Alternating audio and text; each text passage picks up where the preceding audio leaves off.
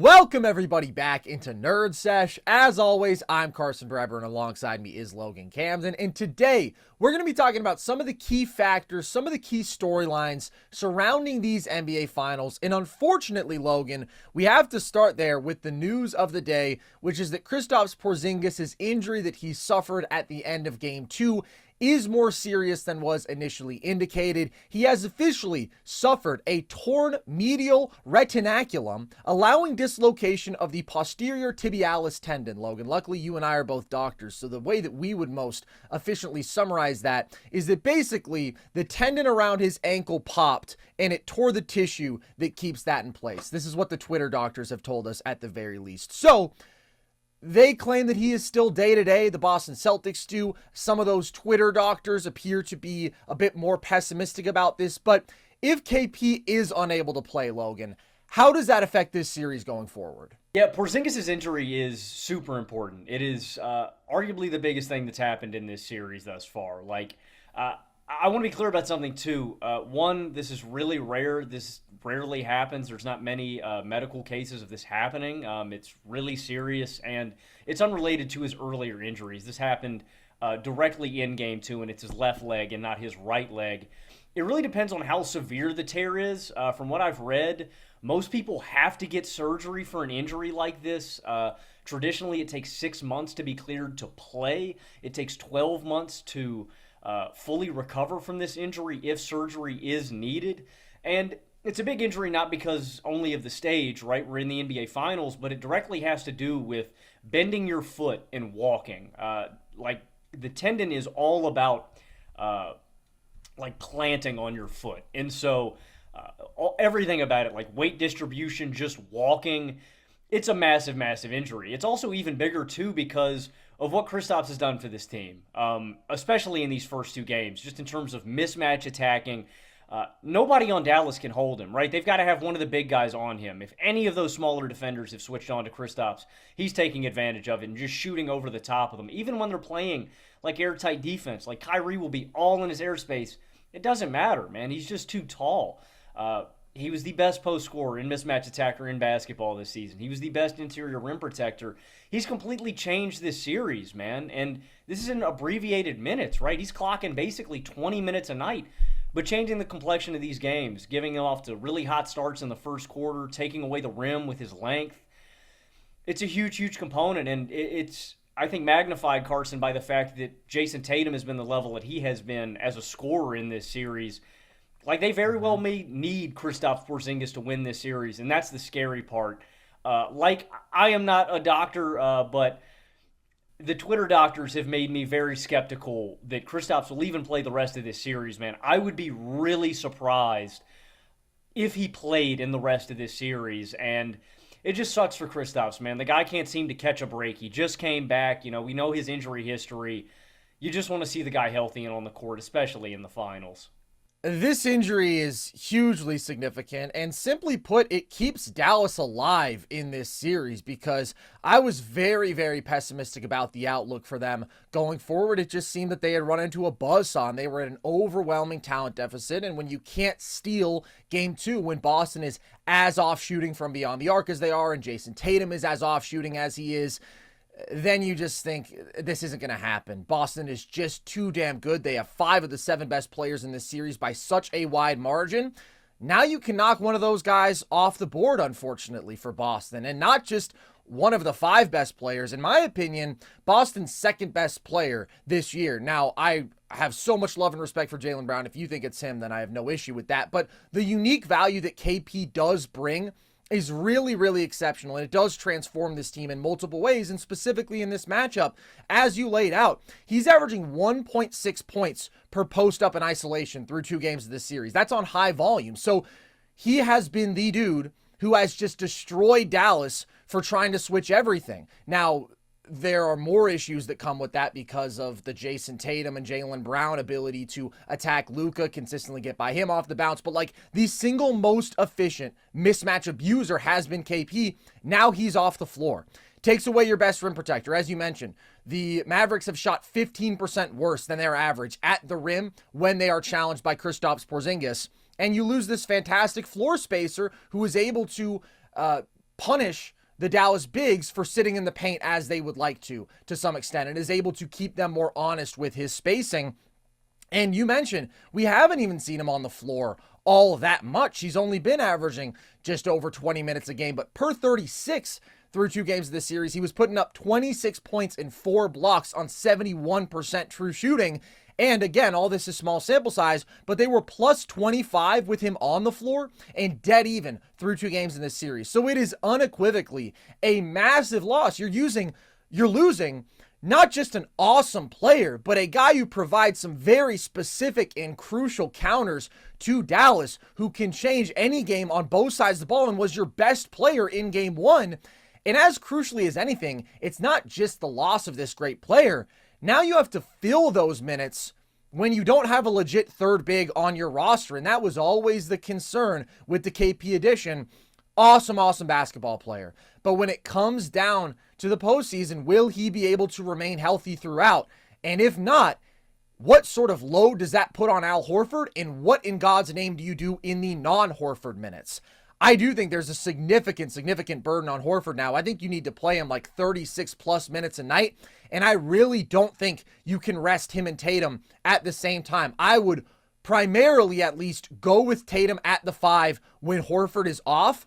I think that you're still big enough there. I think that you're totally switchable in that situation. And I think that you trust your big wings to hold it down off switches and Tatum to hold it down guarding centers, as he's going to when he's out there with Horford or when he's out there on his own.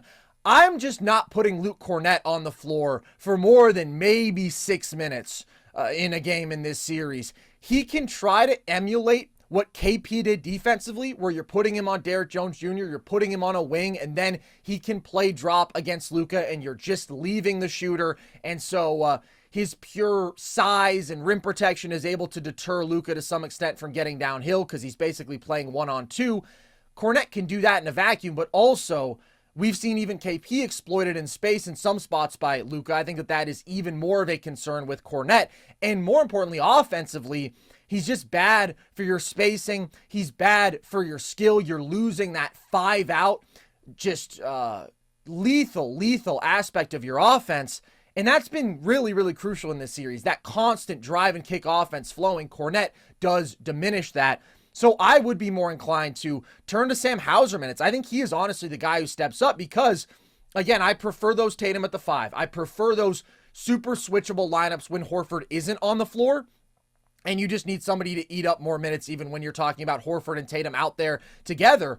Hauser guarding Luka and Kyrie has allowed just 4 points on 5 isolations. Very small sample size, but he's guarded them well, especially in the Luka matchup. With his size, like, he's just not a guy who is easily bullied, especially when he has backline help. And Kyrie hasn't been able to really blow by him in that matchup either. So then he is a much better defensive option than, say, Peyton Pritchard, just because of his size and versatility. You're maintaining more size overall. You're maintaining your elite spacing and shooting. I think that he maintains the things that make Boston so great much more effectively than Luke Kornet, even though a lot of people may look and say, okay, well, we have to go to our next center.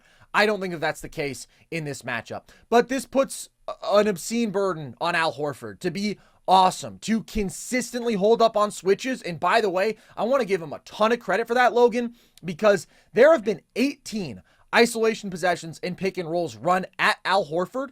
18 possessions, he's allowed 7 points. That is overwhelmingly guarding Luka and Kyrie.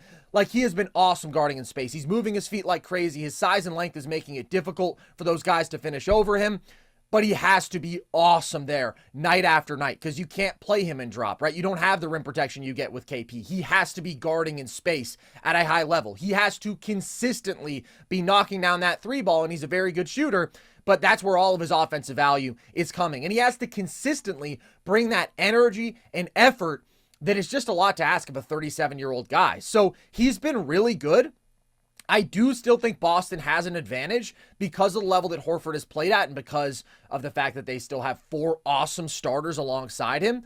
But obviously this diminishes that advantage significantly. And if I'm Dallas, we talked coming into this series about expecting them to target Horford, and Horford has aced that test so far. I would still be going at him just to make him work, just because the guy's 37 years old and now he's going to have to play so many damn minutes in this series. I talk about how I think Hauser has held up well as an isolation defender. I would still be going at him if he's on the floor for more minutes, if it's 20 minutes a night, just because he's going to be the relative weak point on this very strong Boston defense.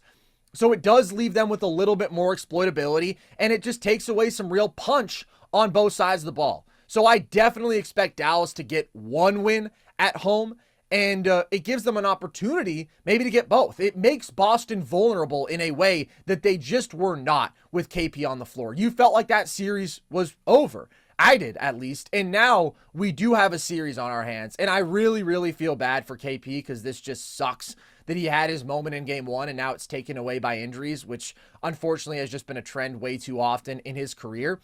But it is also a testament to this Boston team that I still do view them probably as the better team overall in this series. Again, it's just that margin has gone way, way down.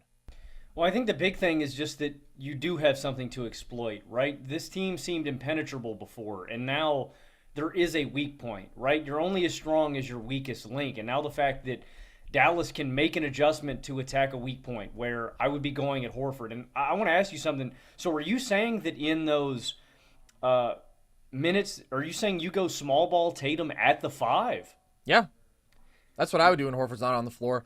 I mean, you can try Kornet, man. Well, no. You can't series. try Luke Kornet. I don't. Well, what think else are you doing then? You're not playing Al Horford 48 minutes. Well, I'm not playing. That's what I'm saying. I think you have to play Jayson Tatum, and I mean, if that means that the responsibility for Tatum defensively, he has held up. He has checked every box in that regard in this series. There is now a way more massive burden on him to anchor the glass in a different way. And again, he has been doing these things, but again, you just don't have KP out there, so it makes it so much tougher on him.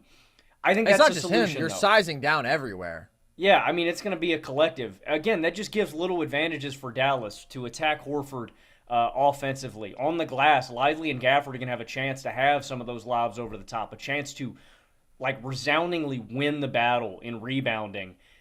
It just opens up little chinks in the armor that you need if you're Dallas. I completely agree with you. There was no encouraging things from the first two games in this series. It's like Boston's going to completely run away with this thing.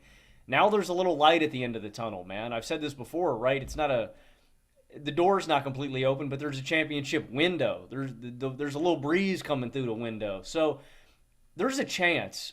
I don't think you can play Xavier Tillman. I don't think you can play Luke Kornet. If they get matched up against Luka or Kyrie, I think they're cooking both of them, man.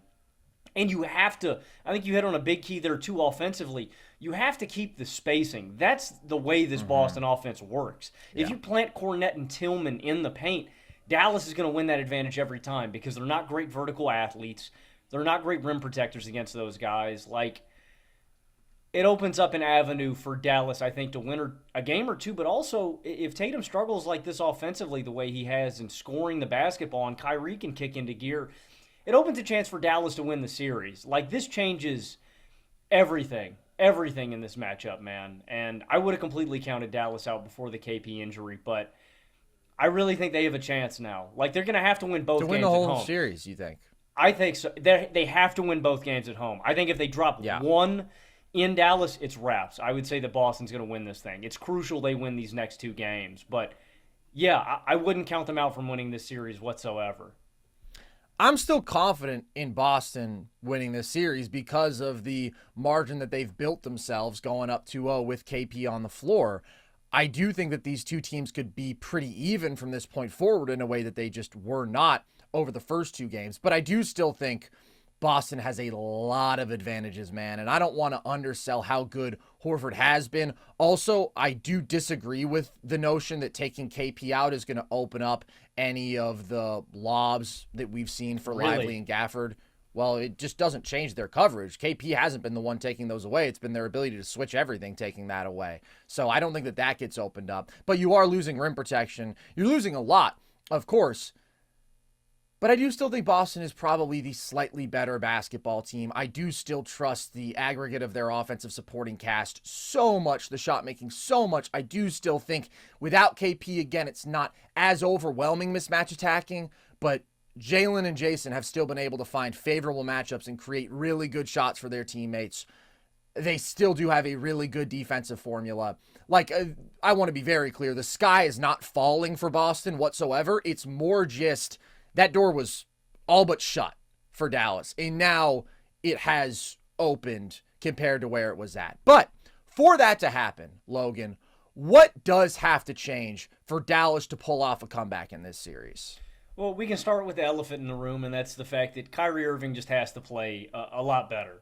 In this series so far, 14 points, 3 boards, and 4 assists a night on 35% from the field, 0% from deep. He's 0 of 8 from behind the arc right now in this series, and 37% true shooting. Like, that was a huge component heading into this series that Luka and Kyrie play like the two best offensive players on the court, and Kyrie just hasn't pulled his weight in that respect. He has not alleviated Luka whatsoever offensively. And I want to give a lot of props to the Boston defense too, man. It's not an easy matchup here, right? There's not going to be anything easy against this perimeter defense for Boston, specifically Drew Holiday and how physically he's playing Kyrie. Drew's such an awesome defender. And the fact that they can just effortlessly switch Derek White or switch Jaylen Brown onto him, there's not going to be any easy shots. But now with KP potentially off the floor, I think that window for Kyrie to get a little more easier offense has opened up. And a big thing is just him getting those looks inside. KP is so freaking long, 7'3", with his long wingspan. He can make shots around the rim so much harder, where Kyrie's putting that massive arc on his shots. He's having to put extra spin and counter right at the last minute. With KP off the floor, right, you just don't have that straight up length. Finishing at the rim should be a little easier for Kyrie if KP is not on the floor. For Luka Doncic too, but Luka hasn't been the one struggling, right? He's been getting to his spots effortlessly. He's been crushing. It's Kyrie. And so I think that, now if you can get Horford into those switches, or you're a little smaller if you're Boston, specifically Horford, though, because he's much more slow-footed, like, it's just another guy that you can go at. And Horford has held up well. I do want to give him a lot of credit, but exceptionally well. Yeah, some of that is funneling. And so, hypothetically, Kyrie's job should get a lot easier. And I want to see him make an effort. If his shot isn't hitting, one, I think he has to shoot lights out. He has to shoot way better from behind the arc, again, for them to have a chance. But if his shot isn't falling, finishing around the rim should be so much easier. Finishing inside, inside 10 feet should just be way easier for Kyrie. Getting into floater range, finishing with both hands. Just not having that rim deterrent is going to open up a lot of things for Kyrie inside the arc. And again, it's not just him getting going. It's what happens once Kyrie gets going. It's all the other aggregate attention that he's going to draw from these Boston defenders that should open up everything for Dallas offensively, setting up his teammates for easier shots, just drawing more guys off ball, off of their men to divert attention to Kyrie. If he doesn't get going, none of that gets going. And what did we see at the end of that game? Well, Boston was able to throw everybody at Luka at the end of the basketball game because nobody was killing them. You've got to alleviate some of the pressure off of Luka. You can't just let them load up on him and send all this attention. You have to make him pay. And that starts with Kyrie Irving just getting going. And I think there's an avenue for that to happen, man. Him getting downhill more, him finishing easier at the rack with less defense there. And so, yeah, I think KP's injury opens up a lot easier offensive avenues for Kyrie. And that's just key number one, point blank period. Kyrie Irving plays like the second star that we expect him to, and convincingly carries his weight. Obviously, Dallas has no chance to win this series, regardless of KP's health, if Kyrie continues to play at anything close to the level that he's been through 2 games. 14 points and 4 assists per game on 37% true shooting is absolutely abysmal. A big part of that has been Kyrie really struggling as a jump shooter. He's 7 of 23 on jumpers in this series, hasn't made a 3. So he has an effective field goal percentage of 55 on jumpers throughout this entire postseason. That number has dropped to 30 through the first 2 games of these finals. So his shot making has just been off. He's one of the best shot makers we've ever seen. I do think there are looks that he has missed that you expect him to make for the most part going forward, and that will start to trend in a more positive direction. I do want to give a lot of props to how well Boston has defended him, though, because Drew Holiday has been fantastic, but as significant as anything has been the ability of Al Horford and Jayson Tatum to hold up off of switches exceptionally well. Their length, their size is giving Kyrie a ton of trouble, and they're both moving quite well in space to where he's not blowing by them. And then if it gets to a contested runner over Al Horford, Well, now you're talking about a 6'1 guy. Yeah, he's got incredible touch and finishing skill. Trying to finish over a 6'10 guy, that's just not easy. And isolating those quote unquote mismatches, which they haven't been at all, isn't working for Kyrie. He's only gotten 8 points on 15 isolations. That's horrible efficiency. I do think he has to at least try to beat Horford with his quickness. He has to try to beat him outright because Boston doesn't want to overhelp. And if you can force them to, if you can just legitimately bend that defense, then it's not just about you getting good shots for yourself around the rim. It's about creating those valuable dump off passes and open corner threes and everything that this Dallas offense has been missing. But the matchup that I've liked the most for Kyrie has actually been Derek White. Derek White is an awesome, awesome defensive guard, and he's had some wins in that matchup. But Kyrie is 6 of 11 versus Derek White. That's compared to 2 of 8 versus Drew Holiday, 2 of 6 versus Jayson Tatum. I do think that there's just a strength and physicality with Holiday that White doesn't quite have. If Kyrie is going to go at Derek White out of the post, it's not that he has a physical advantage there. He's just such an incredible shot-making guard from the mid-range. He can create some separation there. In terms of quickness, he fares reasonably well. Derek White had an awesome block on him after he got beaten off the bounce, but like there is something of an opportunity there for Kyrie. So I like that matchup more. I would be trying to force those switches with White a little bit more. And I'd be trying to spring him free away from the ball more. I'd be trying to run more handoffs to get him a running start going into these actions. I would try to have him curling off more off-ball screens. And I will say, I actually think that that would be most effective targeting Kristaps Porzingis if he were on the floor, just because to me the biggest challenge for Kyrie has been that ability of Boston to switch everything so effectively.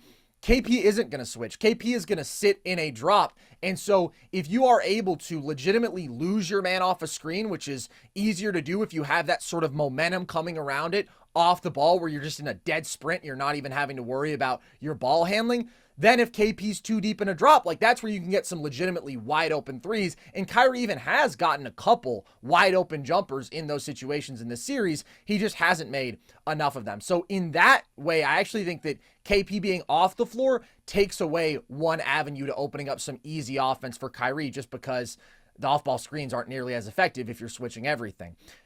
But bottom line, you just need to see a much more aggressive and consistent Kyrie in Game 3. He has to win his matchup. He has to consistently be extremely effective as a scorer for a number of reasons. You just need that raw production. You just need that punch within this Dallas offense. You also need him to draw the extra attention that will only happen if he proves, hey, I am torching you as a scorer. And even then, Boston was really resistant to switch up their game plan when Luka was torching them in single coverage, and that was the right call. But you need to be able to warp the defense more so you can create for others as much as anything. And just so Luka doesn't wear down, because Luka can't be taking 30 plus shots a night. Like that is just too much of a load on him. It's generally just not good for any offense when there is that much burden on one individual creator on the ball working so much in isolation. And particularly with the fact that we know that this knee injury is nagging and we know that he seems to be banged up by that. Like, that's just too much of a burden on him. Kyrie has to be way, way better. That is step number one. If that doesn't happen, then there's no chance for Dallas. But I do expect it to happen. I do expect Kyrie to be a good bit better.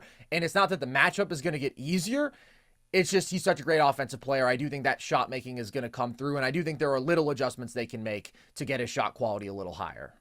Yeah, and interrelated with that offensively, Dallas just has to take care of the ball better and shoot better. Luka had 8 turnovers in Game 2, and again, with the level that his teammates were at offensively, I don't blame for Luka trying to just go full ISO mode, but you just got to be a little more cognizant of what Boston's doing defensively, right? A lot of those turnovers were lackadaisical. He's getting snuck up on from behind when he's posting a guy up. The Celtics forced 15 turnovers for 21 points in that game. They had 10 steals and 5 blocks. Some of that, I will say, is just otherworldly defensive playmaking by Boston. That's what they're equipped to do. It's what this team does, but again, when you have this kind of margin against this Boston team, you just can't let that happen, man. You can't give free points away.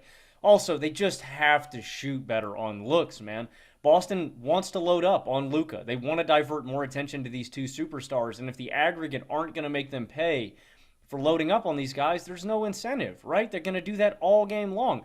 Non-Luka Mavericks are shooting 5 of 32 on threes through 2 games. that's just under 16%. I noted that Kyrie's 0 of 8. You just have to make this Boston defense work a little bit, man. Like, they're playing way too comfortable right now where they can divert this kind of attention and not get punished for it. Derrick Jones Jr. Not hitting above the break threes. PJ Washington not hitting above the break threes. We talked about it last show, Carson, but at this point, with how poor the Mavericks shooting has been through 2 games, and neither of these teams have shot particularly well, I am just going to play the guys that are hitting shots. Like, I don't care who it is. If you can prove to me that you can hit an open freaking three-pointer, look, buddy, you've got playing time, guaranteed. I'm trotting you out there. If it's Josh Green, if it's Dante Exum, if it is, if it's PJ, if it's Derek, whoever is hitting open threes, if it's Kleba, I don't care who it is. Guess what, buddy? You have walked into some finals playing time because you can hit a shot, and other guys on this roster haven't proven that they can do it.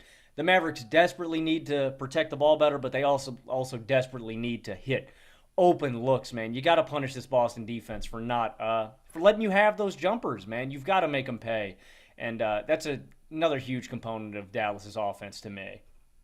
Absolutely. And some of the numbers there are just legitimately disgusting. Mavs, besides Luka, are 4 of 25 on above the break threes. Obviously abysmal. They're 1 of 7 on corner threes, so they're not making them, but crucially, they're also not getting them.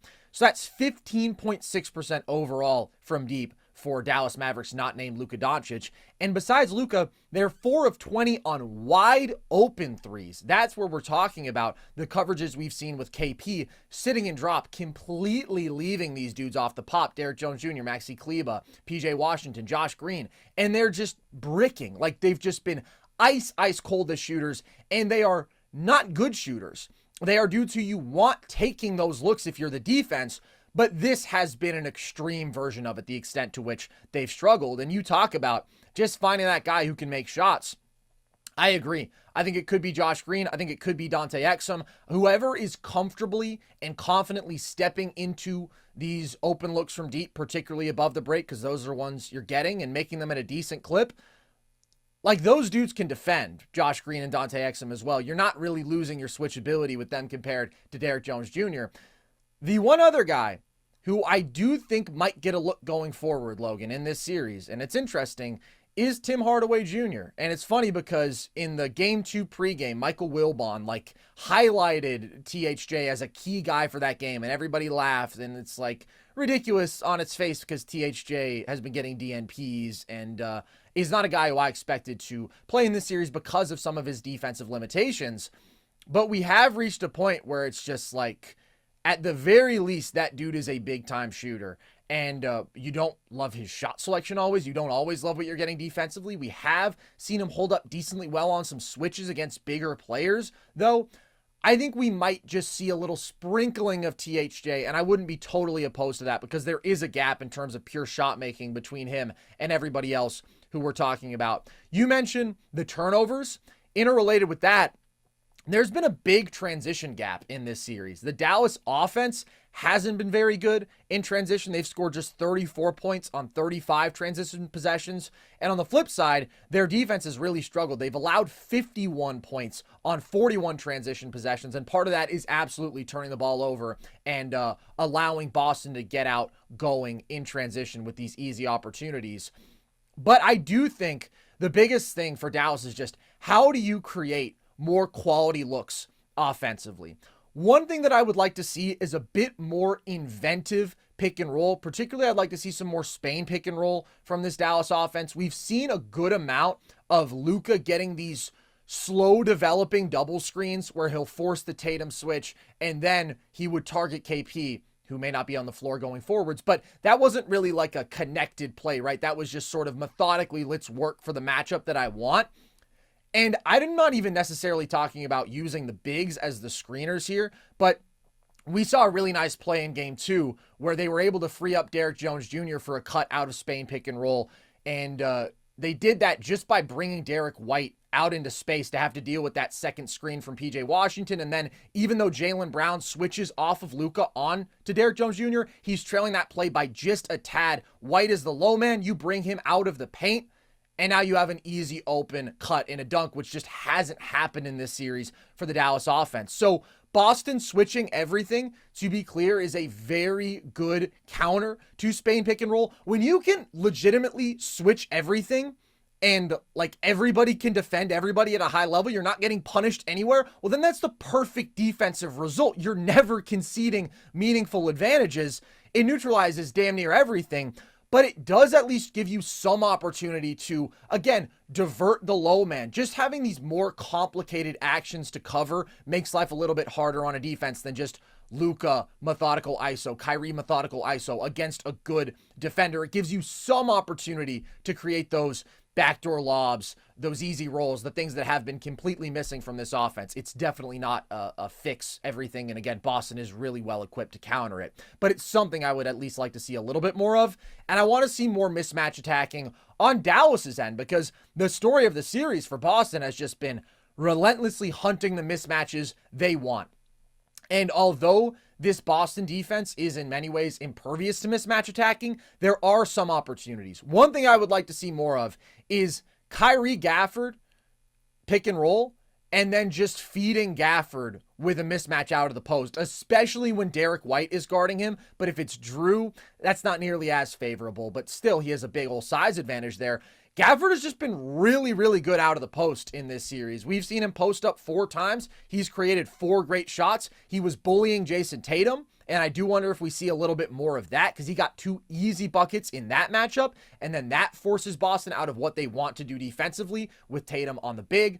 But also, he had a possession where he just went right through Derek White. And if they are going to willingly switch those guards onto the bigs, Lively doesn't have the skill to abuse those mismatches. Gafford does have enough, and I think I underestimated his ability to do that coming into this series, and I would like to see more of it. And then you can try to make them stop switching that, and if they stop switching that, well, now we're talking about you creating some real advantages. Now we're talking about if it's Horford sitting in a drop coverage, right? You're just able to potentially create some more of those easy looks for Luka and Kyrie, and maybe even create some of those lobs for the bigs when you're facing traditional big pick and roll coverages. So that would be advantageous in a number of ways. Also, though, the bigs, Lively and Gafford both, when they get those switches, just need to dominate the offensive glass. They were pretty good there in game 2, but that's the biggest advantage when they have a small on them. They're not getting behind them off the roll because of the switch, but they've got 6 inches on these guys. Like, they have to be able to go up and consistently get rebounds in those situations. As we talked about, I also want to see more of PJ Washington going at Derek White. PJ has averaged 1.3 points per post up in the playoffs. His touch was really on in game 2. He's willing to play physical down there. Derek White is an awesome defender, but he's just the smallest dude on the floor. And so I would look for Luka to try to hunt Derek White as well. I thought that he was just way too big for him in game 2, and his shot quality was high. He was just shooting right over him pretty darn easily. Like, this is an all defense guard we're talking about, but Dallas has really struggled to manufacture offense, and you just have to try to find advantages wherever they may be. Your size advantage working against Derek White is one that you do have with multiple players on the floor, and Drew is just much tougher to attack because he's a freakishly strong guard. Like, nobody really bullies Drew Holiday. But I would like to see some more of that deliberate trying to find vulnerabilities in terms of personnel on this Boston defense wherever you can from Dallas, because I do think there's a little bit more that they can tap into there. That's the biggest thing about KP's absence, is the interior aspect to me. Like, I'm feeding Gafford. I'm trying to get Gafford going on the inside. If it's against Tatum, if it's maybe sometimes against Horford, like, I just think that Dallas's collective, I think that should just be a focal point for Dallas's offense too, is just get into the hole, man. Like, again, I don't think they have a significant rebounding advantage now that Porzingis is out. Like, Boston is a great collective rebounding team, but they're still really athletic. They've still got great size. Like, I think Dallas could win that area. And that was a huge part of, like, this team winning games leading up to these finals, was just winning on the glass. Gafford and Lively dominated inside. And I think that's definitely somewhere they need to attack.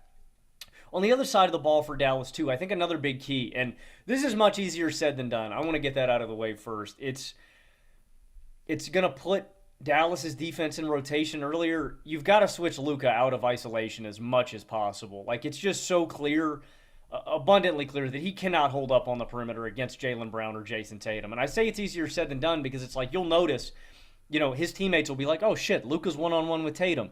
We got to switch that. Well, it's exactly doing what Boston's offense wants to do.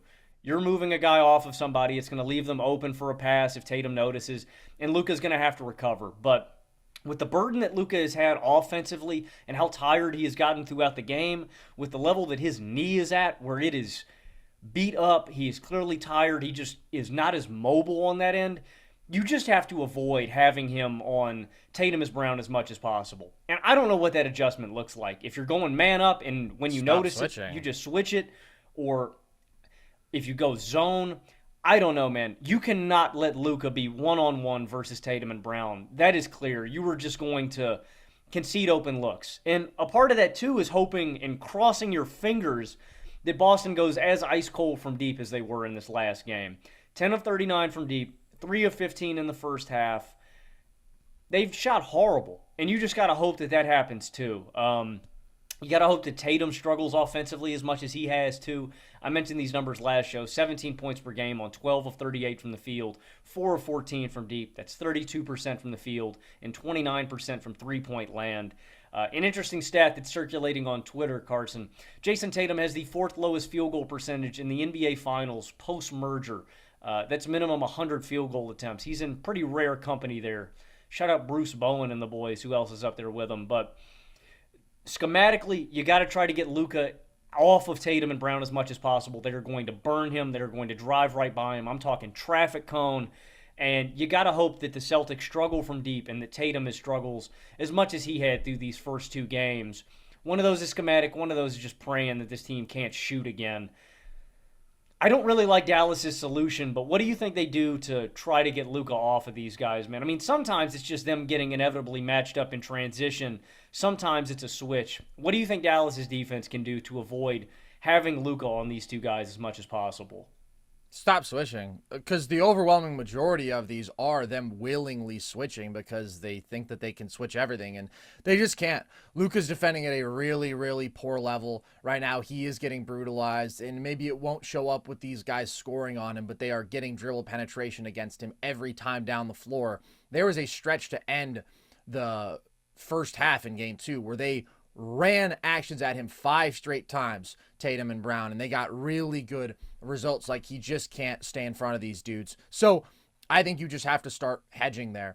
And the reality is, like, Boston isn't even necessarily forcing these switches, right? It's not like you're getting really good bone-crushing screens where it's like, oh man, we have to switch this. Oftentimes they're not even making contact. Dallas is just content to switch. I think that they absolutely need to stop that. And again, if you are hedging these, then you might potentially concede a pick and pop 3 to Jrue Holiday, which is not ideal. But I think it's better than getting your defense put in rotation so quickly by Luka getting beaten off the bounce, and then you're talking about bleeding wide open corner threes. Like, I would rather at least have the opportunity to hedge, recover, get a decent contest on that pick and pop 3. And oftentimes they aren't popping in these actions, right? They're just kind of clearing out, and maybe you could take advantage of that tendency, at least at the start, when you mix up your coverage and start hedging. There is no good answer, and that's the reality. It's like you would love to say, oh, we can start pre-switching. That meaning that, okay, Luka is guarding the guy on the wing. Once he is called up to set a screen for Jayson Tatum, we pre-switch before he gets involved in that action, and we put Luka in the corner. So he's guarding that guy. So it's just, okay, hooray, we avoided that switch. Problem is that guy in the corner's probably going to be Jaylen Brown. And then it's like, oh, hold on, we've conceded an isolation now to Luka guarding Jaylen Brown, the exact sort of thing that we're trying to avoid. This offense is just too good. Like, there's really no hiding a player like Luka or Kyrie for that matter. Both these guys are in compromised positions against an offense that has this many high-level threats. That's the real big concern for them. So I do think that they have to stop switching so willingly in those situations. I just don't think either Luka or Kyrie is up to the task of guarding these dudes, and you're just bleeding wide open threes and dump off passes and allowing really, really good offense consistently. I also think that Dallas just needs to be more physical on the defensive side of the ball. And They didn't really have an opportunity to establish that tone in game 2 because the officiating was ridiculous from the jump. We had so many whistles in that first quarter, some of which I didn't like for both sides. But if Dallas is going to win any games in this series, it is going to be about sort of grinding some of these games down a little bit. It's going to be about defending better in transition, and it's going to be about putting yourself in a position where it's a close game. You've defended pretty well. Now let's see if our clutch shot making can pull us through. If Luka and Kyrie can do what it takes to put us over the top. They're never going to run Boston off the floor. They're never going to just consistently beat them down the floor in transition and blow them out from beyond the three-point line. That's not how they're going to win. It's going to be tough. It's going to be close. And I think them establishing that physicality on the defensive side of the ball and on the glass is an important part of that. And we went through a lot of boxes for them to check here. The biggest problem to me, the one of these that is most difficult to address, is ultimately what you do with Luka and Kyrie on the defensive side of the ball. Because although I think you stop switching, then you're still potentially conceding advantages, right? Because now you're at least briefly dedicating 2 defenders to Jayson Tatum or to Jaylen Brown. And this is an offense that is really, really good at attacking with any sort of advantage off of that. It's just tough. They're at a personnel disadvantage. But with better Kyrie, with better shooting, and I think Dallas can be a good bit better in both those categories, and with no KP on the floor, that door is open. That door for them to get into a clutch game and pull through in that situation is open, and that big Celtics margin at the very least can be diminished, and that's where there's more optimism for Dallas going forward. You laid out the exact formula. Dallas is not going to convincingly win any of these games or dominate Boston. They're going to have to eke out every single win. And damn, man, you're right, dude. I was confident. It still feels like a real uphill battle. The thing that I was thinking about too, dude, is even if you can somehow slow down Tatum and Brown, right? Maybe Tatum shoots poorly from behind the arc, right? Maybe you can stop Jaylen Brown's dribble penetration a little more. The third guy, Drew Holiday, has been balling uncontrollably in this series. And, that's the thing, too, is if you divert a second defender to Tatum or Brown on a drive, Holiday is going to back cut because he's so smart, wide open to the rim, and he's going to get an easy look. Or we talk about if you somehow find Luka on him, you could just as easily find Luka or Kyrie on Holiday when you're switching stuff. And Holiday's a mismatch because he's so strong and can work in the post and back both of these guys down. Well, not Luka. I kind of trust Holiday to work on Luka, too, at this level Luka's been defending. That's not a matchup that I would want to attack. Well, Luka's mobility is what's affected. He can batten down the hatches in the post. I don't really trust either of these guys to hold up against Boston's big 3 offensively. It's just... If Drew Holiday posts up Luka, I'm taking that as a big win for the defense. With the shot quality that they've been creating at will, I would be happy with that. I kind of trust the level that Drew's been at offensively in this series. I kind of trust Drew to get his against anybody. He's been really great in this series too, man. He's been phenomenal, but 0 self-created points in game 2, Logan. How about that? 0? 26 points, 0 wow. Self-created. Our pal Jayson tweeted that out. 0 points out of isolation, pick and roll, or post up. All cuts, spot ups, transition. That's how you go 11 of 14 from the field, man. Yeah, dude. I mean, he is built to play off of these stars. He just knows where to be. His feel is fantastic. He's so versatile offensively. Same goes for Derek White, and that's why it's always going to be really hard for Dallas to find the answers in this series. You're looking at their third and fourth guys, and you're like, can you make a wide open 3? And then you're looking at Boston's fourth and fifth guys, and you're like, oh, could you guys maybe not combine for 40 tonight? Could you guys maybe not shoot 40% from deep and be super effective as cutters? It's just a different level of basketball talent. We are this close to crowning an NBA champ, and with the action heating up on the court, it's even hotter at DraftKings Sportsbook, an official sports betting partner of the NBA. And DraftKings Sportsbook has you covered every step of the way with same-game parlays, live betting, odds boosts, and so much more. Don't miss out as the NBA postseason winds down. It's super easy to get started with DraftKings if you're a first-timer. Try betting on something like a team to win. Go to the DraftKings Sportsbook app, select your team, and place your bet. It's that simple. And if you're new to DraftKings, you gotta check this out. New customers bet $5 to get $150 in bonus bets instantly.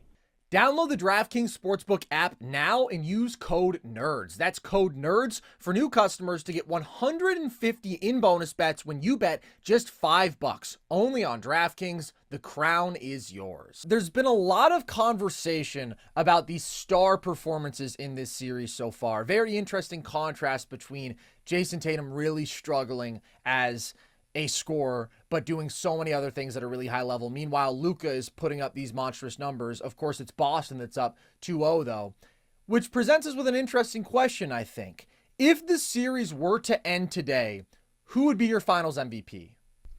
I'd give it to Jaylen Brown.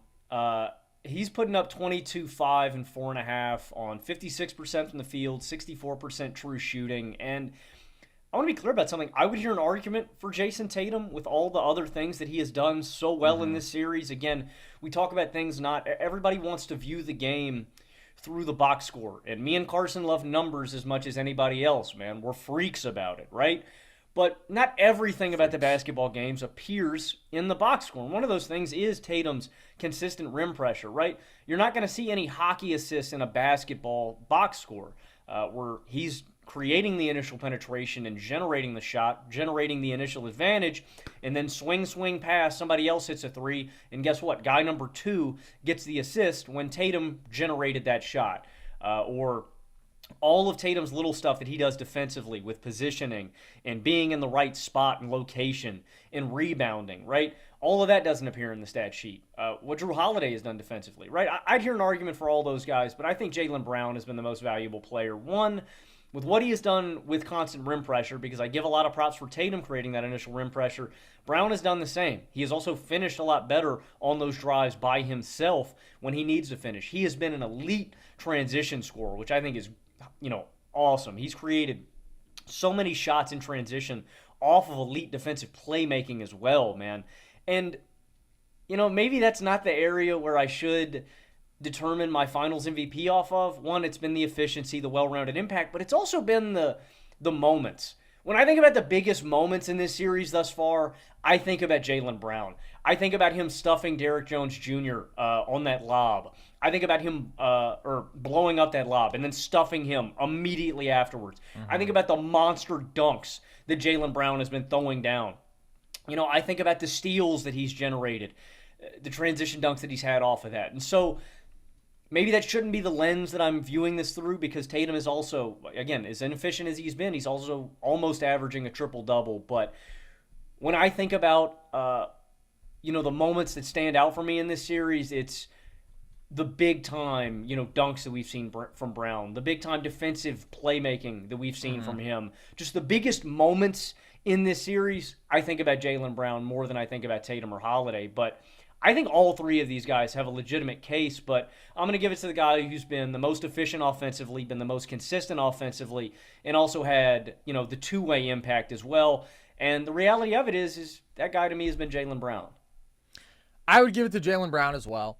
And Tatum does make a real case because he's been awesome as a playmaker. He's been great as a rebounder. He enables this whole defensive scheme that has been so effective for Boston. That's not to give him the entire credit, because their switchability 1 through 5 with Horford on the floor is massive, but the ability to put him on the center, trust that he holds up physically and on the glass there, and then to be able to switch him onto Luka, that is what has taken away so much of the easy offense for the bigs and the easy pick and roll offense for Dallas that has been really vital to their offense throughout these playoffs.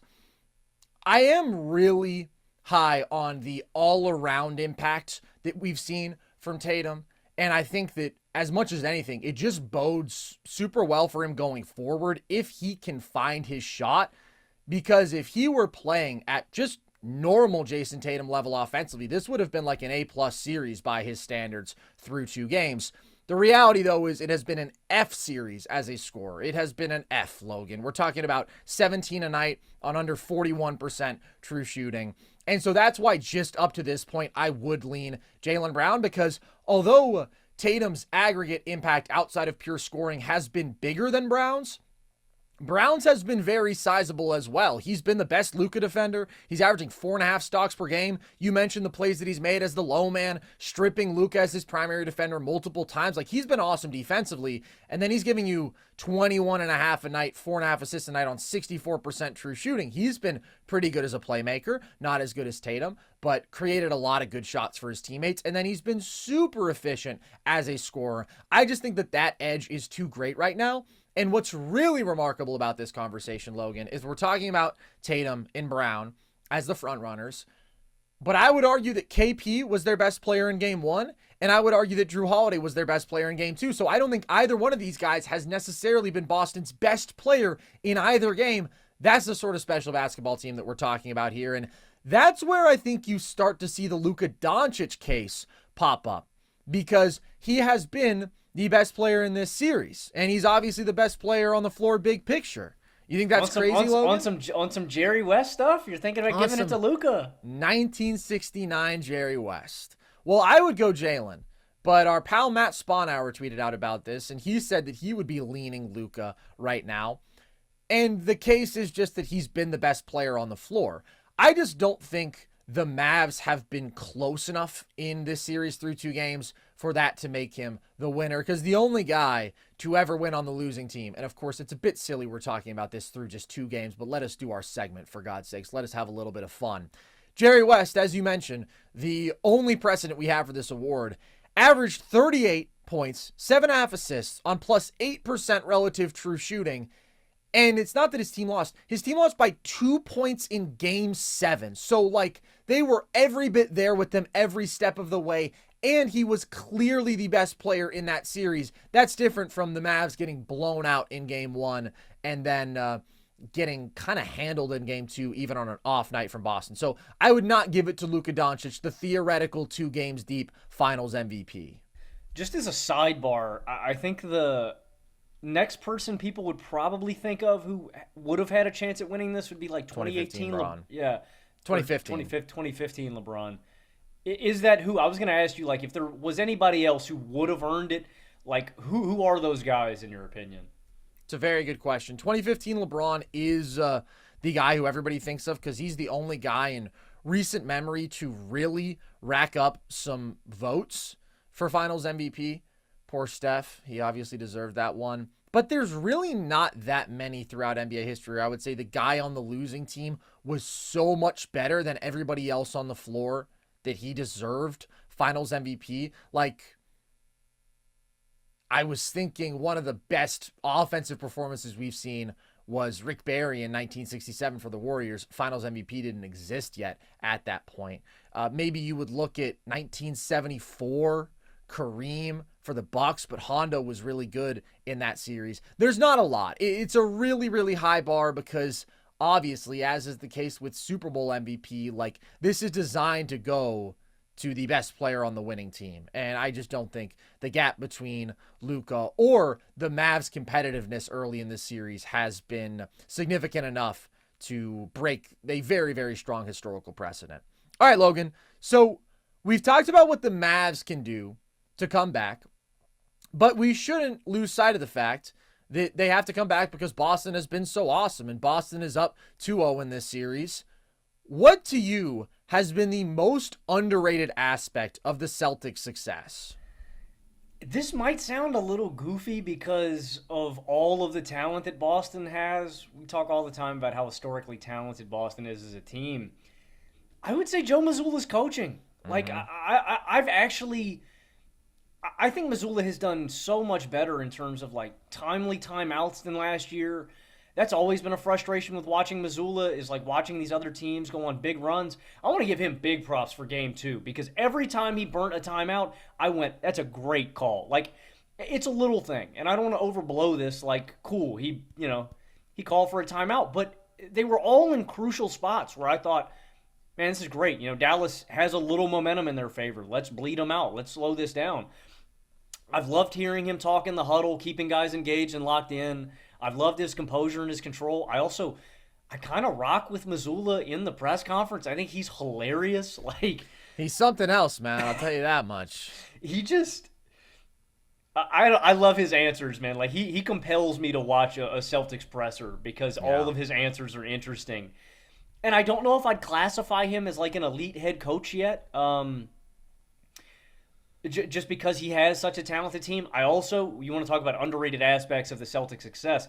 Shout out Brad Stevens and Danny Ainge and all of their great work in the front office over the years. I mean, geniuses. But I feel like Missoula can get lost in the shuffle, man, and I think he's done a good job. Like, again, he has a supremely talented roster, the best in basketball, but I don't think that should, completely wash away that I think he has been great coaching in these playoffs, man. All of his timeouts have been on time. He's not letting Dallas go on crazy runs. And like I said, man, I think he has coached up his team in games and made adjustments really well throughout these playoffs. I think he's grown a lot as a leader and as a head coach since last year. I don't think he was ready whatsoever last year, and I think he is this year. And the challenge with all Missoula discourse is that last year was a first-year head coach. Like, it's an extremely difficult situation to be thrust into where you are expected immediately to win an NBA title, right? You have the most talented team in basketball even last year, but he was, 34 years old, and it was his first time as a head coach. It's not surprising that he's gotten better. And I agree with you, Logan. I think that Joe Mazzulla and the level that he has coached at, particularly in this series, has been the most underrated aspect of Boston's success. I think that a lot of the game management stuff, as you mentioned, I am with you on. He's been very good there. But also just like the entire game plan and the execution defensively has been phenomenal. We talked about this, but putting Tatum on the center and switching those actions so you take away those lobs, you take away those rolls for the bigs, I knew that they were going to do that. Like, it wasn't shocking, but it's still obviously the right thing to do, and it's been extremely effective. Completely ignoring these bad shooters on the above the break threes, and particularly when it's KP guarding the screener and he can play that super effective drop. That has paid off. Those guys have not made any of those shots, so that has just been wasted possessions on top of the fact that you're able to dedicate a second defender to Luka every time that those guys are picking and popping. Switching everything with Horford and trusting him to hold up as he has. Like, I didn't think that Horford was going to defend nearly as well as he has in this series. He's been fantastic. You've been able to ride him for big minutes. And even when KP was healthy, bring him off the bench. And Horford has just been really, really awesome in this series. And crucially, sticking with the game plan. Even when Luka got red hot in the first half of game 2, was unequivocally the right thing to do. Because we've seen a lot of teams get torched by Luka, and they are forced to switch things up. Boston is the exception, though, where you look at how they're defending him and you just think, yes, he is making these unbelievable shots, but he's doing it over good defenders. They're pretty difficult shots, and we're not allowing him to get his teammates involved as much as he would like, and we're not allowing him to create these super easy shots for those guys. Overall, Luka's balling out, but that is a win for the Boston defense. It is better than the alternative, be it blitzing and conceding these 4-on-3s and, again, these wide open looks for teammates. And I think that there definitely needs to be some credit given to Mazzulla for staying strong and believing in his principles. And that applies to the offensive side of the ball as well. Like, he just believes in the strengths of this team. He has never, ever shied away from the volume at which they shoot the three, even as that's been a consistently maligned aspect of this Boston offense. In my opinion, overly maligned because they are so great at it. But there is the volatility. There is always the games where you're like, man, you just shot yourself out of this one by the nature of taking 40 to 45 threes in this basketball game. But he believes in it, and he has been right to do so, even though in last game they were off from deep. But then it's like you look at the spacing principles here, how intelligent they are about their spacing, the versatility of how they can use all these different dudes, putting the guards in the dunker spot, while they're also incredible shooters from everywhere all over the floor. And the mismatch attacking has just been relentless. KP in game 1, Brown and Tatum targeting Luka in game 2. And there have been specific stretches with KP in the first half of game 1, the stretch that I mentioned at the end of the first half of game 2 going at Luka, where it is such a clear offensive directive and it is netting fantastic offensive results. So they obviously have overwhelming talent. We've always known that, but he's done a really, really good job. And oftentimes I think of Joe Mazzulla and I think of many of the very strange things that he said about how he watches The Town 4 times a week, and he is something to behold in the pressers, that's for sure. But he's much more than that, Logan. He's much more than just the guy who watches the town 4 times a week. He's a really, really good basketball coach. And just when we're talking about underrated things about the Celtics' brilliance, I want to give props to the whole organization, man, because they are on quite a run here. And shocker, the Celtics are one of the best organizations in basketball history, if not the best. But the modern run that they have been on, the Danny Ainge era into the Brad Stevens era, since 2008, since putting together the big three, they've won 62% of their games. Nobody else in the league has won 60%. They have 133 playoff wins. Next best is Miami with 110. They've made 9 conference finals since 2008.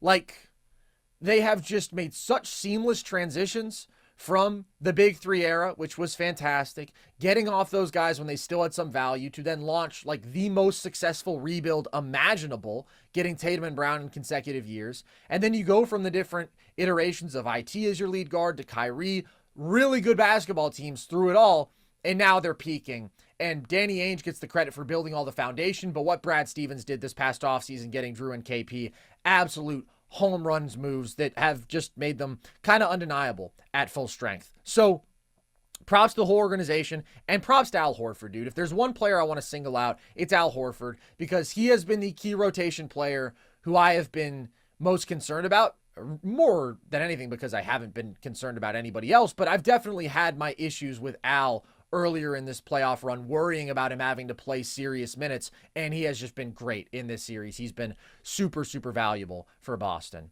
So, with that, Logan, I want to hit on a couple things real quick outside of this final series. One of the main stories of the past week, and a lot of people have been upset that it's gotten so much discourse, particularly on the ESPN broadcasts and whatnot, but we haven't talked about it at all, so we get a pass, has been the hunt for the next Lakers head coach. It was JJ Redick.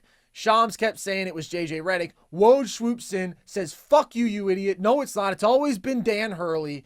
And then Dan Hurley turns down the offer that LA gives him. Now Shams comes back, says, "No, Dan Hurley wasn't always the front runner. He stayed at UConn for less money." What does that tell you? And that's a fun dynamic to watch with all of this, the reporter beef. Do you think that was the right decision by Dan Hurley, Logan, to turn down the Lakers job and stay at UConn? Yes, 1,000% this was the right call for Dan Hurley. Like, I understand the appeal of the LA job, life in LA, all the money. I think it was the right decision for a few reasons. One, I think there's a lot of pressure that comes with the Los Angeles Lakers head coaching job. You are going to be under the biggest microscope of any head coach in the league. Every mistake you make, every little detail, it is going to be magnified, it is going to be criticized. Every game you lose, it's on you. And that's another thing, is like, you're the human shield for the Lakers. LeBron's not going to get any of the blame. He's LeBron. You're going to take all of that, all the losses, all of the failures, and you're not going to get any credit for winning games. Guess what? That's all going to go to LeBron. I also just don't think he fits with the current Lakers timeline. To me, Hurley is a guy that if you're going to bring him in, this is a guy that's going to take some time, and you're going to build up over the next 4 to 5 years. You're going to bring in young guys from the college game. He's going to coach them up, and you're going to build a core, a young core that's going to contend in the future. This is a team that wants to win right now. You've got 2 superstars, LeBron and AD, and it's about, reconfiguring the roster around those 2 guys to build the best contender, right? I think that I'd rather have Hurley with a bunch of young guys that he can coach up than stepping into a situation immediately with professional athletes that have been doing this for a while. And so that's interrelated with another thing, and I just wonder how his coaching style would clash with professional athletes. I don't know if they would.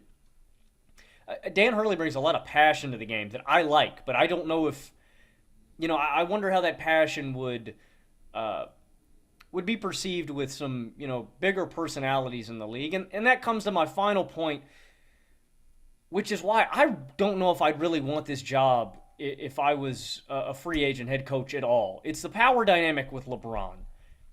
LeBron James runs the Lakers. We can dress this up any way, anyhow. He is Jackie Moon. I have said this before, man. LeBron is the de facto owner, coach, Love and sexy player. Yeah, man. He might start the album. He might start dropping bangers too, man. I don't know. LeBron runs the Los Angeles Lakers, dude. And so basically what I'm saying is that Pelinka, Genie Bus, they're going to hire who LeBron wants. We don't have to look at this further. If LeBron wanted Dan Hurley, they'd go get him. And so if LeBron wanted Hurley, it would have happened. I don't think LeBron wants Hurley. And like Hold I said, on. it's I mean, Hurley turned down the job. He got the offer. He turned it down. did he? You're I not wonder if buying that it? whole I wonder if that whole story was smoke, man. I wonder if that was whole smoke to get us off the real track of what the Lakers are doing. Why? My, What would the upside of that be? Woj and Hurley are boys. I wonder if that was I wonder if that story was even real, man. I wonder if that story was real. Woj and Dan Hurley are boys? They're boys. Yeah, man, they're boys. Why? Because Woj lives in Connecticut? No, they're boys, man. They go way back. Look, LeBron, that's the final aspect of this, man, is the power dynamic is like, I don't know, man. I think like LeBron is the de facto leader of this team, dude. And you need somebody that the players and that LeBron respects to like listen to. And at this point in his career, Carson, does that guy even exist? Like, I don't know if there would be anybody that would step into this situation that they would overlook LeBron. They all look to LeBron, man. On any decision, on any in-game, it's always to him. I don't know if that guy exists, and I don't know if you could, like, overtake him in terms of leadership on this basketball roster. And that's my biggest issue with this job, is there's just a lot of extra stuff that comes with this that would turn me away from this gig more than it would be. And the biggest thing is how much credit you would get, dude. If the Lakers go out and win the title, Hurley's not going to get any credit. It's all going to go to LeBron and AD, but every loss is going to be on your shoulders. And to me, it's like a ticking time bomb, man. You have a year here. It's like the waiting game. Who's going to outlast who, Hurley or LeBron? And I think he's proven himself. Another thing is that how established UConn is as a program. Kids want to come and play for Dan Hurley. Kids want to come and play for UConn. You were consistently bringing in guys that want to play for this culture and want to play multiple years for you and want to grow as human beings and players. It's way more money in LA, and I understand that aspect of it, but it's like you're molding young men into great NBA prospects, and they want to play for you, and they want to come into this culture and work hard. Why would you just throw that away for a completely different dynamic at the next level? If it's the money, I understand that, but sometimes the situation is better, and you shouldn't pass up on a better sports situation for more money. Like, look at Le'Veon Bell, man. Le'Veon Bell took less money with the Jets to go play behind a bad O-line for a bad head coach with a bad quarterback, and he completely took for granted the elite situation he was already in with the Steelers. This feels personal towards Le'Veon Bell because you just said he took worse everything. He did. He took. Well, it was a completely that's what I'm saying, but then that's situation. not even. I think you're just a little bit still mad at Le'Veon. Well, I'm just saying in terms of the situation, you're in a great situation right now. There's no reason to rock the boat here. Yes, it is personal, man. I think the Steelers win a freaking Super Bowl if we hold on to Le'Veon and AB. Those two dumbasses. That's all I was getting Those at. two dumbasses. That's what I'll call them Yeah. because they are. Mm. But it's like Dan Hurley is in an elite situation right now. He's already making great money. There's no reason to move off of that path, man, right? And it's kind of the same thing for Redick. It's like Redick is making great money as an analyst. He is making great money with his podcast. He is making everything is great right now. So why would I go into a situation that's not great? If it's about the money, sure, man, go and do that. But you also have to accept the responsibilities and the pressure and everything else in the limelight that comes with that LA job. I think there's a lot of negatives that come with that job. And if you're already in a great situation in life, I would second guess taking it if I'm any head coach. Totally agree. I think that Dan Hurley made the right call, and specifically for him more than the average head coach candidate because he is in such an exceptional situation. For what it's worth on the Woj stuff, I hadn't seen this. It appears that Woj wrote a book on Bob Hurley Sr., the legendary high school basketball coach. So maybe they do know each other. I don't know. Maybe it was a leverage play by Dan Hurley. Maybe he didn't really want the Lakers job. I certainly would rather stay at UConn, at least for now, because he's in an amazing situation, bro. He just won back-to-back titles, and the security that comes with that, especially at a program like UConn, which is obviously a really good basketball program, but doesn't have the same historical pedigree of, for example, a Kentucky, where there is like this overwhelming pressure because we're talking about back to the days of Adolph Rupp. What do? We win titles. UConn, it's like, okay, they had one great coach, Jim Calhoun. Then they won a title with Kevin Ali, which was cool. But now, like, when Dan Hurley took over this job, UConn was not in a good place as a program. He has built them now to a height that they didn't even reach under Jim Calhoun. Like, that dude is stamped. That dude is a legend. That dude not only is thriving, like, he's got long-term security in that UConn job because the standard is high, but he's the dude who built the standard. So he gets the credit for that. You go to LA, you're just another LeBron head coach, man. And I'm not going to make it a LeBron coach killer thing or whatever. The reality is just the standard for the Los Angeles Lakers when they have LeBron and AD is extremely high. And it is often unreasonably high to the point where this past season, you still have people who are like going into the playoffs even, expecting them to beat Denver, thinking that they're very likely to win the NBA title. And whenever they don't, everything is the fault of Darvin Ham. Darvin Ham was not a good basketball coach, but as we've talked about, I thought that was more of a regular season issue than a postseason issue. Not entirely, but more of a regular season issue. And now we're looking at 3 coaches already in 6 years with LeBron in LA. It's going to be a 4th in 7. Frank Vogel is a pretty good NBA coach, and he got a very short leash after winning that title. And listen, things weren't going well, but the biggest problem there was just roster composition. They traded for Russell Westbrook, and that was a very bad move to make. So who made that move, Carson? Rob Pelinka / LeBron James. LeBron. Yeah, LeGM in action. I would just much rather be able to stay in a situation where I know that I am revered and valued, and as much as anything, I'm just in control of my program. Like, great college coaches can remain great coaches for decades because once you've established that pedigree, you keep on getting the best players. So you're not just a great coach, you're a great recruiter. And it just gets easier and easier with time for the most part, right? Coach K doesn't fall off in 40 years. Jim Boeheim, all these dudes just sustain that excellent. Coach Cal, and maybe the level drops just a little bit here and there. But for the most part, like, you're just in such control of your situation. You go to the Lakers, well, you don't have good assets. And LeBron, let's say he only plays another season or 2. Now what have you done? You're coaching the LA Lakers, which I guess is cool, but everybody's probably pissed at you. Things aren't going well, and you have no good building blocks for the future.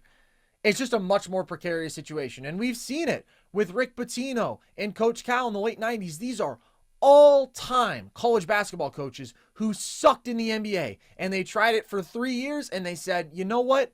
I'm good with it. And they're able to return to college, right? It's not like once you fail in the NBA, you're doomed for life. I'm sure Dan Hurley could go back to college and get another great job after the Lakers experiment if it went poorly. But the notion that, like, you have to take the NBA job, that the NBA is like the perfect end result for everybody, just isn't true. I don't really know if there's a better outcome than just being like a top 5 college basketball coach on the planet, because you're going to win a bunch of games every year. You're going to get a ton of money, and especially if it's like with Jay Wright out of Villanova, or if it's a situation like this with Dan Hurley, where you're at a good program, but you are the one who elevated them. You're the one who made it what it is today. It's an incredible spot to be in. I would not pass up on that. No, I mean, it's literally the best job ever. And I think you're right. Like, he could come back, but he's going to go to a different school. He's going to have to restart. It's way easier here, man. I mean, you got great players. You're a great head coach. You're going to be back here again next year. And there's, like I said, man, you're in a perfect situation, which means there's no reason to rock the boat. It's a dream scenario, and he's an elite head coach. And there's just so many external factors that come with the Lakers job. And like I said, too, man, there's a stylistical difference, too, with, you know, how your coaching style gets along with pro athletes. You don't have to worry about that here, man. Totally. You got the perfect recipe. So, no, that's a great point also, because I've spent a lot of time around Bobby Hurley. I covered ASU basketball for 3 years.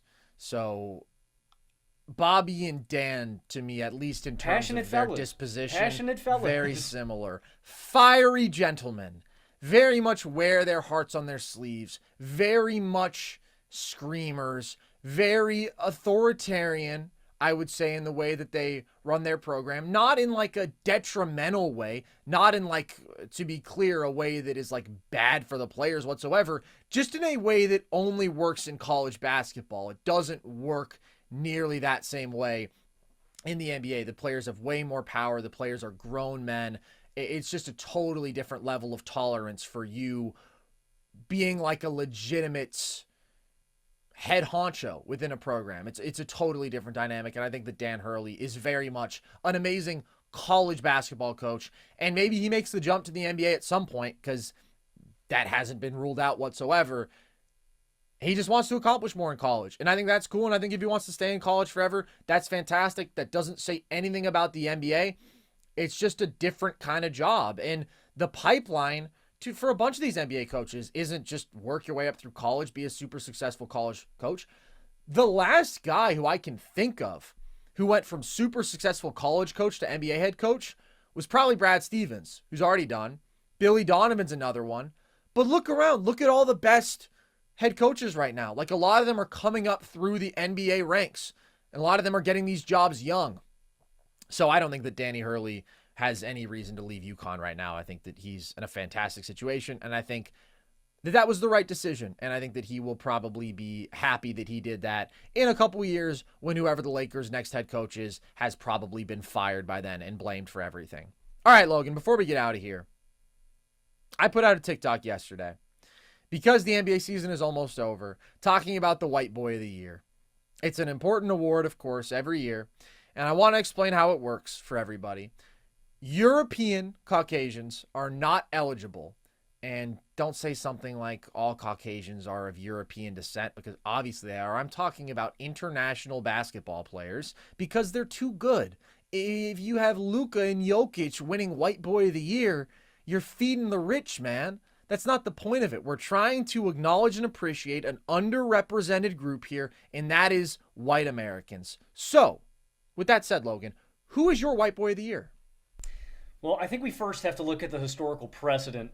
Yes, 2019 was Joe Burrow, right? Nobody was taking that throne from Well, him. okay, hold on. This is NBA White Boy of the Year, to be clear. There's the broader White Boy of the Year. Okay. Well, who were you going to say? Maybe Glenn Powell. I was going to say, man, Timothy Chalamet has a shot at winning, man. I was going to throw his hat into the ring, man. And by the way, he has won the broader White Boy of the Year before. I wouldn't be surprised if he wins it again this year, but he does have some good competition. I'm pretty sure former winners, too, also include, this is broader, not just NBA, Tyler Hero won overall. Correct. Jack Harlow won 1 year. And I believe last year was Austin Reeves, correct? So, yes, for the NBA, Hero's actually won twice. He won his rookie year, and he also won in 2022 when he was Sixth Man of the Year. If I'm not mistaken, he and Harlow might have shared broader White Boy of the Year in 2020. And then Austin Reeves did win last year. He was a real breakout candidate. Nobody had that one coming. Let's just say you could have gotten pretty good value on that ticket before the season. And see, right, there's a certain level of just, there's a swag factor in here that I think you have to include. And for that reason, I think it's a no-brainer that we go with Dante DiVincenzo. The biggest factor in favor of him isn't even like his performance in the playoffs. He was elite, 39 points in an elimination game when nobody else was hitting any shots. He averaged 18 points per game in these playoffs with 3.5 three-pointers made. It's the lineup. It's the fade. It's right. It's all the extra that comes with. You need the elite shot making, right? You have to have a great run. Now, Austin Reeves had that.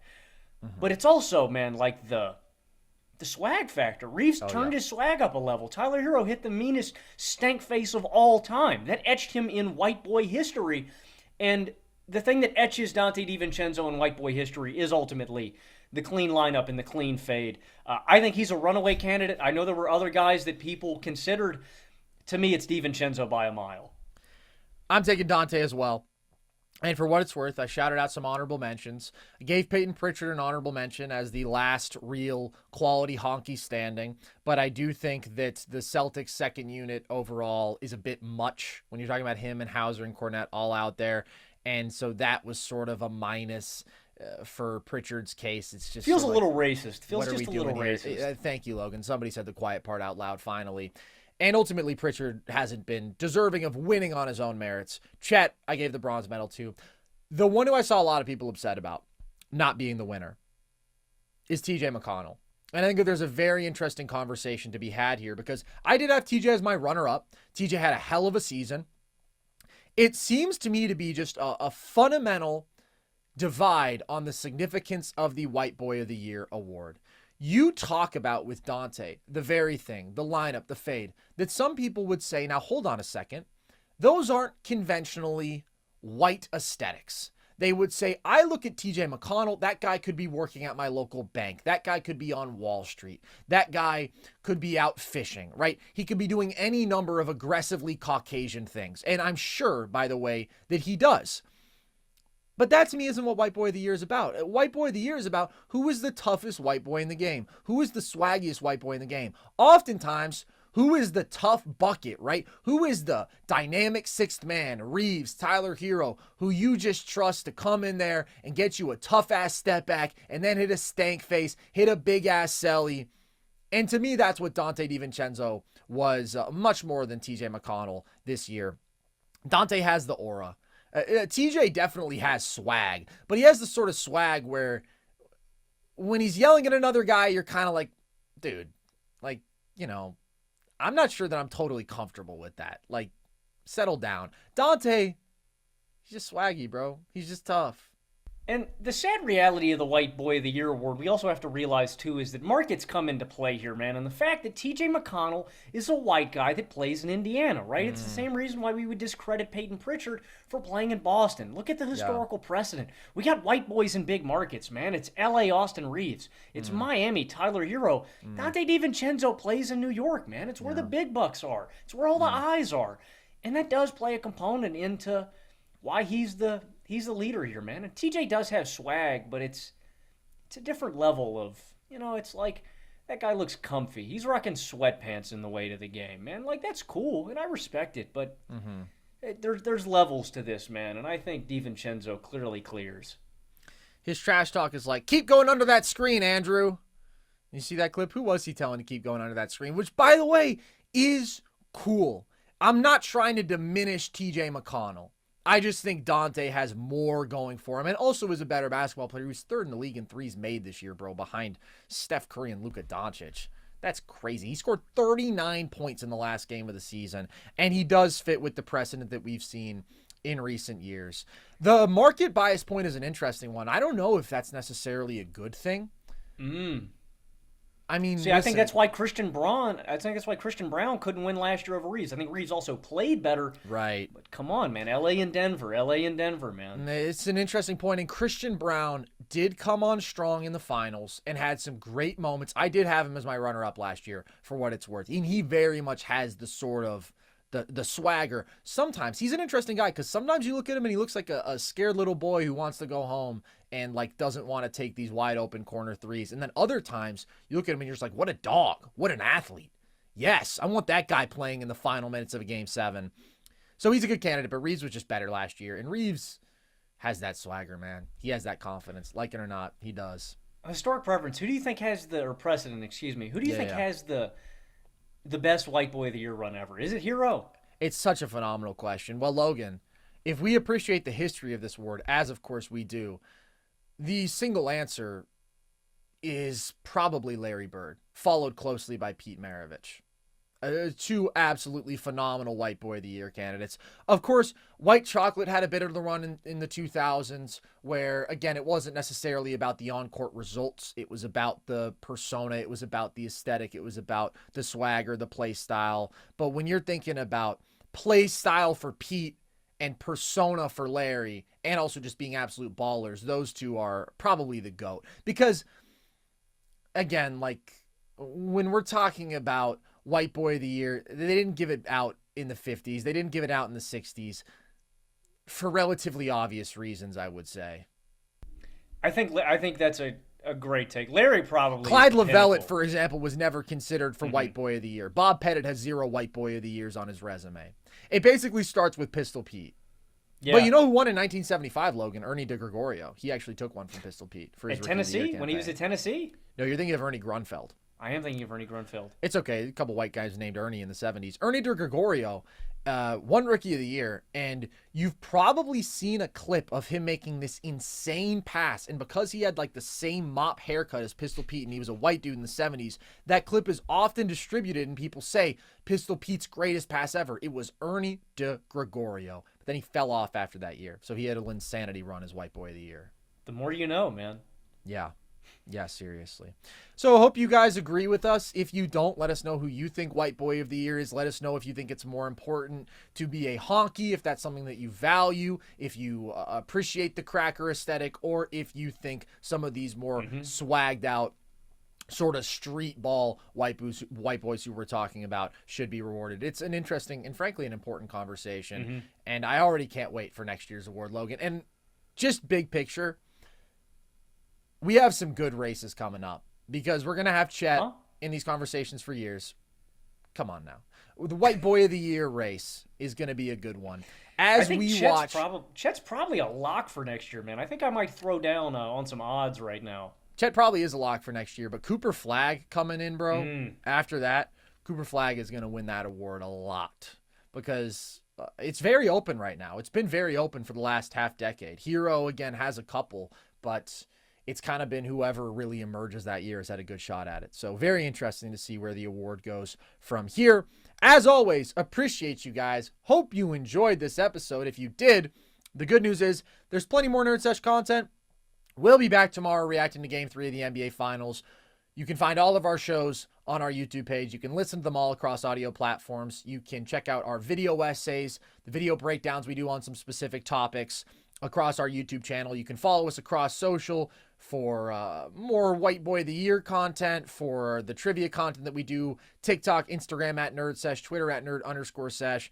You can join our Discord. The link to that is at the link tree across our social media bios, and you can check out our merch at thevolume.com. So with that, as always, appreciate you guys. I've been Carson Brabber. I've been Logan Camden. And this was Nerd Sesh.